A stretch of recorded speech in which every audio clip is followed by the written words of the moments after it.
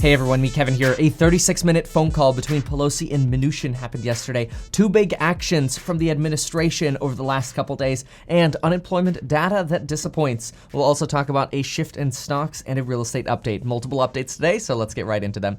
By the way, I received so many emails from y'all asking for bundles for the programs linked down below that coupon code is technically still active, but it's only because I'm trying to get through the emails and it's just me.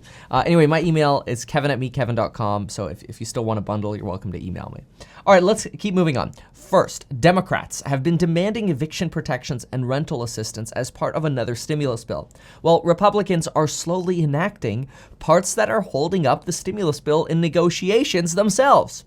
Yesterday, we heard that residential eviction protections have been ordered through the CDC through the end of the year for single filers making no more than $99,000 or dual filers making no more than $198,000. Now, many of you then asked in the comments, is this only for federally backed loans, which is the reference to, well, mortgage forbearance only applies to federally backed loans. And the answer to this is no. This is a residential eviction protection, and it protects all residential properties. This is very good for tenants, obviously. All residential properties include any house, any building, aka a unit or a condo in an apartment building within that building, a mobile home. It could even be land that a mobile home sits on. All of those are considered residential properties. And so you would qualify for eviction protections if you occupy one of those, unless, of course, you're outside the income criteria.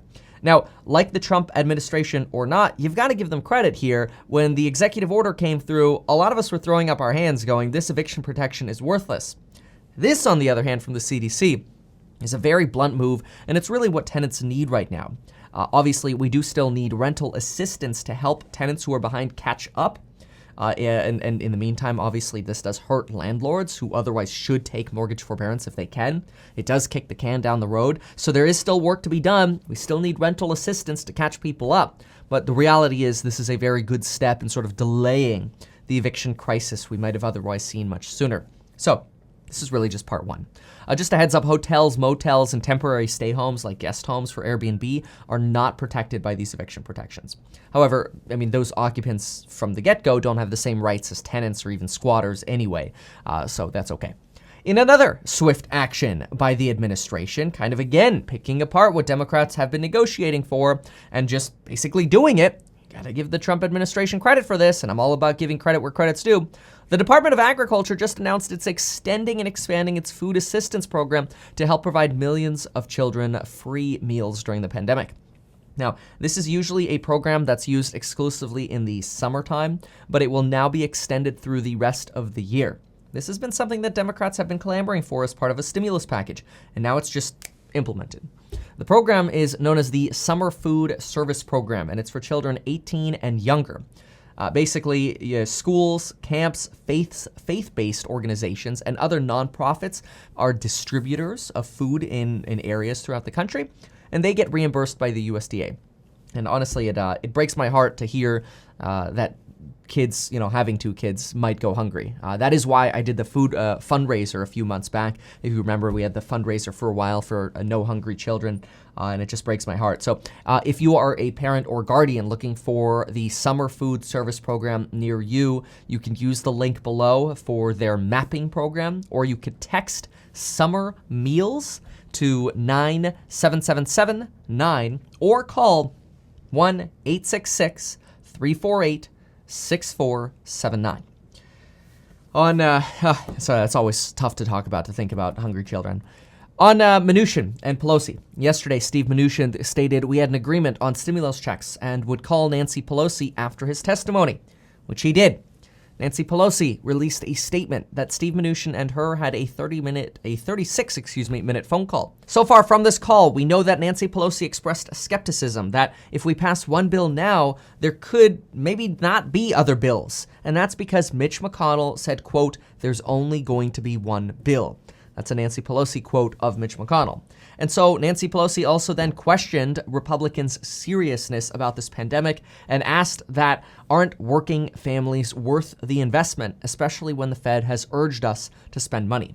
Now, in fairness, I have to say, and this isn't me taking sides, it just is what it is, the current administration, they've been following through on quite a few things. They've followed through on the student loan pause in payments, the deferment of payments through the rest of the year. Now we've got food for children for the rest of the year. That's phenomenal and it's needed. Now we've got eviction protections through the rest of the year. That's needed. Of course, we still need, some form of rental assistance to help deal with the backlog because tenants still owe the money. And landlords should take mortgage forbearance. Honestly, I think everybody should take mortgage forbearance. There's enough uncertainty. I think everybody should honestly take it. But anyway, I've said that too many times now. What's interesting here is right now it also looks like Mnuchin has stepped back into the fight, taking over from Mark Meadows again. In fact, this morning, Representative Bill Foster said that Mark Meadows is, quote, the difficulty in the talks, and that maybe Mnuchin is more reasonable and maybe more capable of piercing the sort of Nancy Pelosi negotiation holdup right now. And obviously, I don't want to just blame one side. Both sides are partially to blame here. Representative Bill Foster says, quote, I served with him, talking about Mark Meadows, for many years in the U.S. House, and he was a thorn in the side of Paul Ryan and just everyone who tried to deal with him.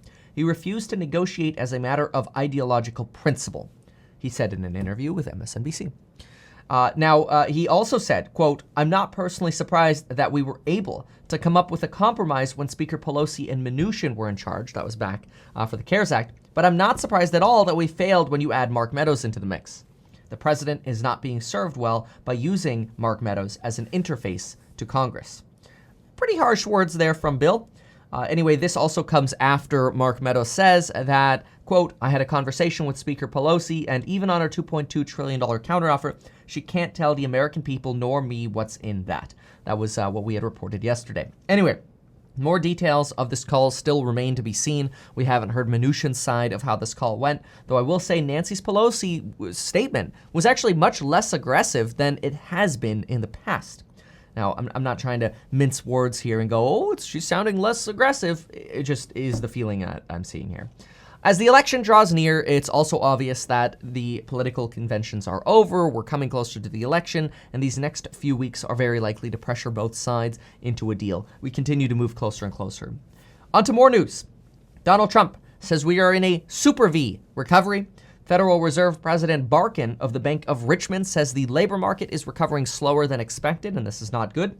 The ADP National Employment Report released today indicates we only added 428,000 jobs in August, and this is roughly half of what was expected. This might mean that Friday, when the official new unemployment rate comes out, we may be a bit disappointed. However, this may also encourage more or prompter stimulus action. In real estate, homebuyer demand is up 28% from last year, and refinances are up 40%.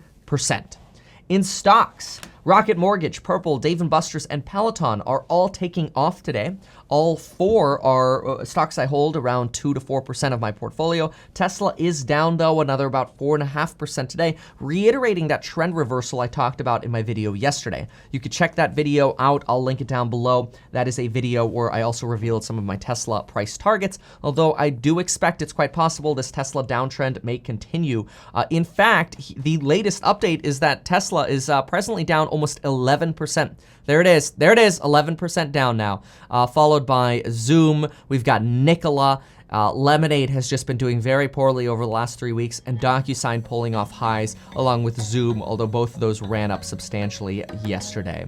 There you have it, folks. Thank you so much for watching this update. If you like these sorts of updates and my perspectives, please consider subscribing to the channel. You're welcome to join the free Discord chat as well. I generally talk in there when the stock market opens, and throughout the day. You could go there by just typing into your browser metkevin.com/discord, DISCORD. Thank you so much, and folks, we'll see you next time.